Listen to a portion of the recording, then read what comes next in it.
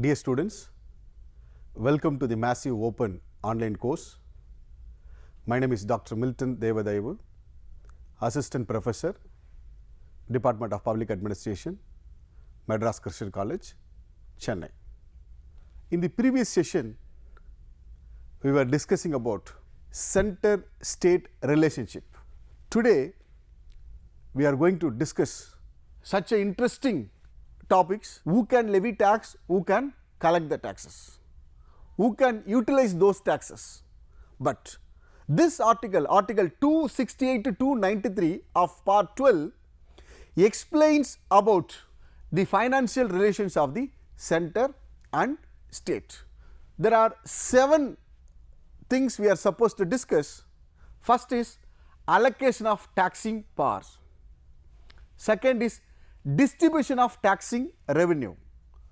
Third is distribution of non-tax revenues. Fourth is grant in aid. Fifth is borrowing by the center and the state. Sixth is inter-government tax immunities. The last one is effect of emergency. These 7 things we are going to discuss under the topic called the financial relations between center and state according to the article 268 to 293 part 12. First, we are going to discuss about allocation of taxing power. According to article 246 to 248 talks about the legislative relations. Parliament has the exclusive power to levy taxes on subject enumerated in the union list. This power is exclusively given to the Parliament. Parliament has the exclusive power to levy taxes on subjects enumerated in the union list. State legislature has the exclusive power to levy taxes on subject enumerated in the state list. Article 246 to 48 explains about the power of center and the state when it comes to levy the taxes, financial taxation power. Both union and state can levy taxes on matters enumerated in the concurrent list. For certain cases, this is called concurrent list. Both center and state government can levy taxes. Best example is article 101. This 101 is very familiar, which talks about GST. Before GST, it was under article 268. Now this 2016 GST amendment, 101 amendment, now given power not only for the center, even for the state government. This tells that the legislative power is different from financial power regarding the concurrent list. See, this explains about legislative power is something different when it comes to the financial power of the center and the state government. Residuary power of the taxation is vested in the Parliament. Apart from these power, something called residuary power. This residuary power, which is exclusively for the taxation, it is vested in the Parliament. It is under the control of Parliament. See, this topic, allocation of taxing power, explains about the power of center while allocating the tax, the power of state government for allocating the taxes, which gives freedom for both the government, center as well as state government.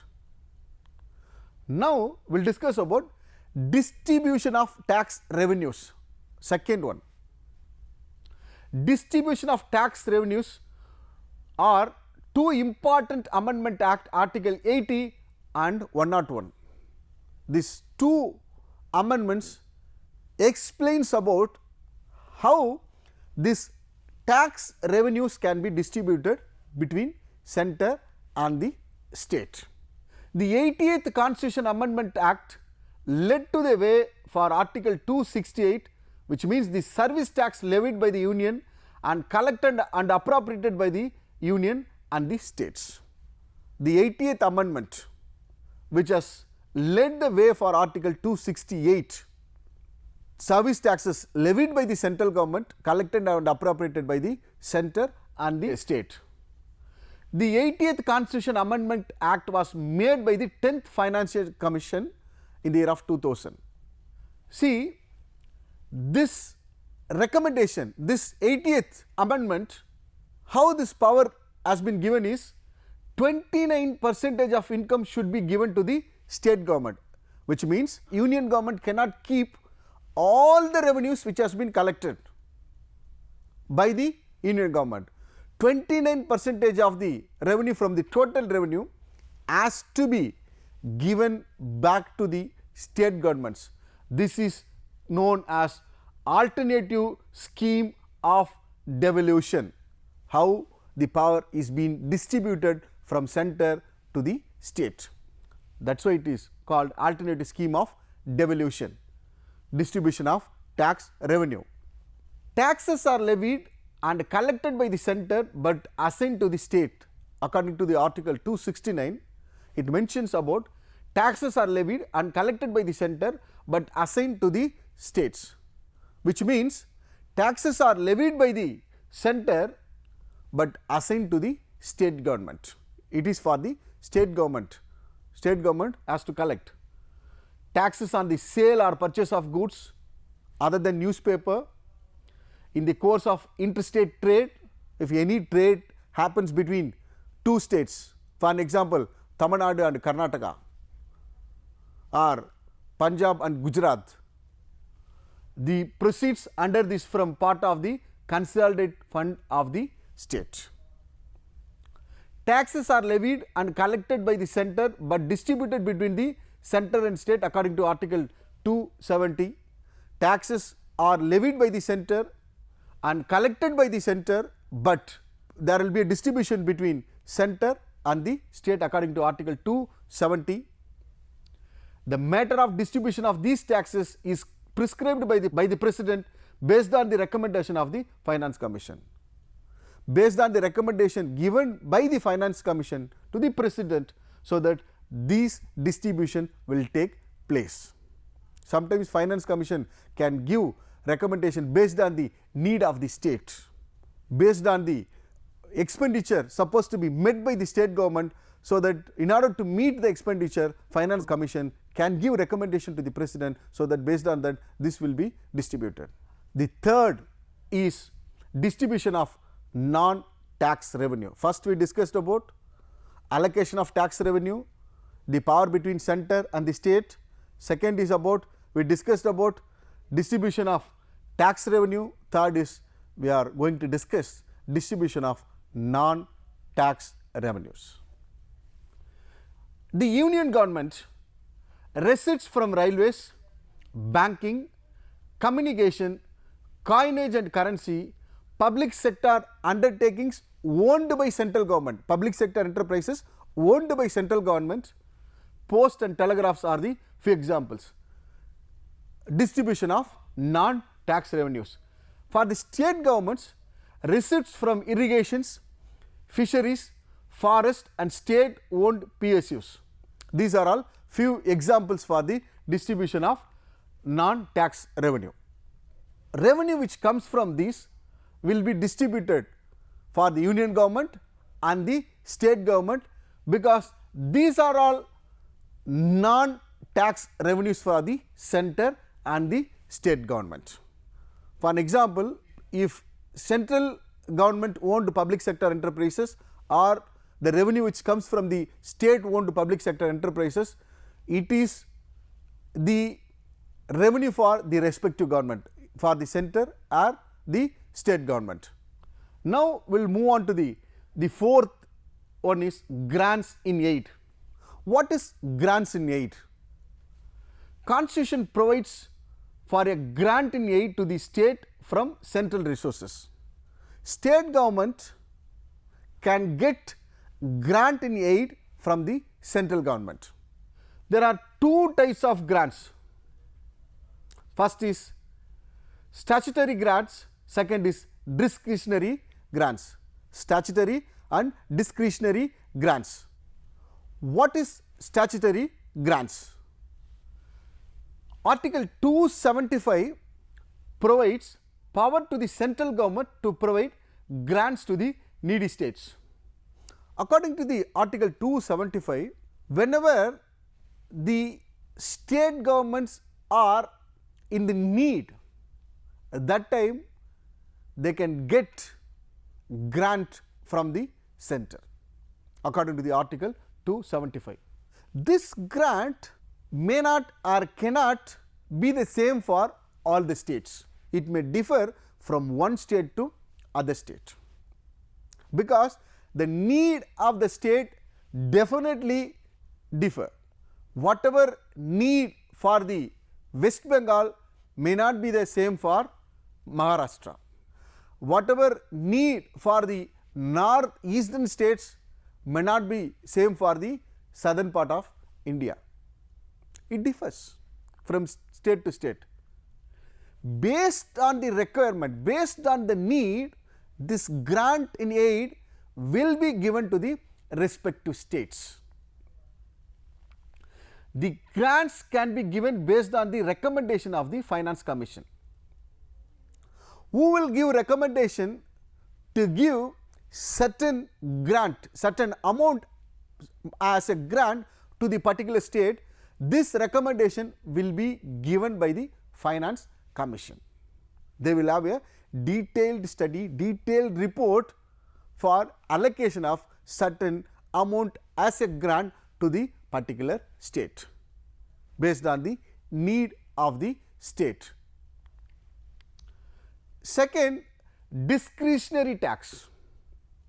Article 282 talks about both the center and the states to make any grants for the any public purpose, even if it is not within their legislative competence.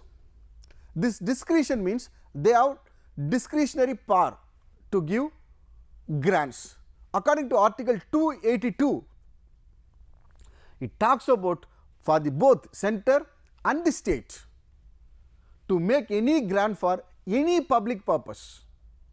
It can be any public purpose, even if it is not within their legislative competence. They can give grant. The center is under no obligation to give these grants, and the matter lies within the discretion of the state government. Probably they can give grant to the neighboring state. This will be done by the recommendation of Nidhi Ayog. Nidhi Ayog will be given the recommendation for the discretionary tax. For the statutory tax, Finance Commission will give recommendation. The third is other grants. What is other grants? Apart from statutory grants and discretionary grants, something called the third important is other grants. Constitution provides for a temporary grant for a specific purpose. See, this other grant, which does not mean that they have to give each and every year or each and every 10 years or 5 years. No, it is not like that. Constitution provides for a temporary grant for specific purpose, for specific time period. Example, grants for the states of Assam, Bihar, Odisha and West Bengal in lieu of export duties on jute products. They have given grants to the particular states especially for this specific purpose. This can be given a period of 10 years from the commencement based on the recommendation of Finance Commission. See, based on the recommendation from the Finance Commission, this was given only for 10 years. This may extend or may not extend after the completion of 10 years. These grants have two-folded purpose. First is to help the state financially to fulfill the grants. It is twofold purpose, to help the state financially to fulfill plan targets. This grants in aid, what is the role of Finance Commission? When the distribution of financial powers between center and state, the role of Finance Commission is very vital. Article 280 provides for a Finance Commission as a quasi-judicial body. Article 280 gives power to the Finance Commission to act as a quasi-judicial body. It is constituted by the President every 5th year or even earlier for some of the cases. Every 5th year there will be a Finance Commission. It is required to make recommendation to the Presidents on the following matters. This Finance Commission required to make recommendation to the Presidents on the following matters. First is the distribution of the net proceeds of taxes to be shared between the center and state, and the allocation between the states the respective shares of such profits. The distribution of the net proceeds, how this can be, taxes can be shared between center and the state. The Finance Commission give its recommendation to the President. How this allocation can be happen between the state and the center. Second is the principles should govern the grant in aid to the states by the center. This can be from the Consolidated Fund of India, this can be given. The principle should be govern the grant in aid by the state government. Third is the measures needed to be augmented the Consolidated Fund of India of a state to supplement the resource of the panchayat and the municipalities in the states on the recommendation made by the State Finance Commission. State Finance Commission also can give recommendation how this money even can be allocated to the local governments, to the panchayat and to the municipalities. The last one is about any other matter referred to it by the President in the interest of sound finance. Also Finance Commission can give recommendation on any other matters in order to have a sound finance. These are all 4 recommendations from the Finance Commission to the President. Next we will discuss about borrowings. What is borrowings basically? Borrowings means in case of need, the center or state governments can borrow money from other sources. See, center government can borrow money from within the country or from outside the country upon the security of the Consolidated Fund of India, or can give guarantees, but both within the limits fixed by the Parliament. Here center can borrow money from within the country, or they can borrow money from the outside of the country, can borrow money from the other countries or other agencies like World Bank or Asian Development Bank, something like that they can borrow money. But whatever Parliament has fixed, they can borrow only to that extent, they cannot go beyond that, provided they can keep the security of the Consolidated Fund of India to give the guarantee. Without guarantee, no other agencies or countries can give money to the country. For the security purpose, this Consolidated Fund of India or bonds can be kept as a guarantee for the central government. Then what is the case for state?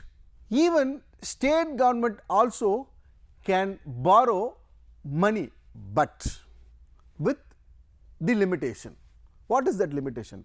State government can borrow money from the neighboring state, not from any other sources apart from the country. They cannot borrow money from the country, any other country, for example, or Japan or America or Singapore. State government can borrow money from the neighboring state. On the special cases, if state government wants to borrow money with the approval of central government, yes. If central government gives guarantee, this is possible, otherwise it cannot be done.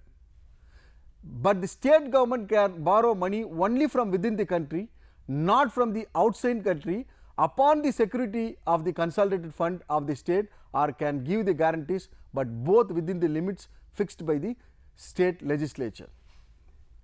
For the central government, the limit will be fixed by the parliament. For the state government, the limit will be fixed by the state legislature in terms of borrowing money. The next is intergovernmental tax immunities. What is intergovernmental tax immunities? See, the property of the central government are exempted paying the taxes levied by the state government. Whatever properties are there in the central government, which is there in the jurisdiction of any of the state governments, these properties are exempted from paying the tax to the respective state governments, because this is central government's property. They need not to pay taxes for that particular property to the respective state governments where it is exactly located. For an example, this exemption is not applicable to companies or corporations created by the central government. This is not applicable for companies or corporations which is created by the central government. The property and income of the state is exempted from the central taxation. Likewise, for property of the state and income, not only for the property, also income of the state are exempted from the taxes to the central government. They need not to pay taxes for the property of the state government. Also, the income which comes for the state government from the various sources of the state, they need not to pay taxes for these two, property and income of the state government. However, the center can tax commercial operations of the state if a parliamentary provides for it. Exceptional cases, the center can tax commercial operations of the state if parliamentary provides for it. The property and income of local authorities situated within a state are not exempted from the central taxation. The property as well as income of local authorities situated within a state which will not be exempted from the paying of the tax to the central. They are supposed to pay their central tax. Now we are come to the last financial relations between center and state. Emergency. See, there are two types of emergencies: national emergency and financial emergency. National emergency, Article 352 says the national emergency, Article 360 explains about the financial emergency. Now let us discuss about what is national emergency. See, Article 352 explains about President can modify revenue distribution between the center and the state government. During this national emergency or financial emergency, whenever emergency is imposed, the state financial relations between center and state may change. During this national or financial emergencies, the relationship between center and state in terms of finance, you can expect some changes. The national emergency, Article 352, gives rights to the president. President can modify the revenue distribution between center and the state government only during the national emergency. Such modification continues till the end of financial year in which the emergency ceases to operate. This change can continue till the end of the financial year. Now we will discuss about financial emergency. What is financial emergency? What is Article 360? See, this financial emergency, center can give directions to the state to observe the specified canons of financial property. During this financial emergency, center can give directions to the state to observe specified canons of financial property. If state government says that they are facing huge financial crisis, means that time central can give some directions to the state government. For an example, chief minister or ministers are using more resources, so that they can give directions to reduce those resources in order to save the expenditure. Let us say if they are using 10 cars for the travel, so that they can get, central government can give direction to reduce, so that it can cut the cost, it can minimize the expenditure of the state government. Reduce the salaries and allowances of all class of persons serving in the state.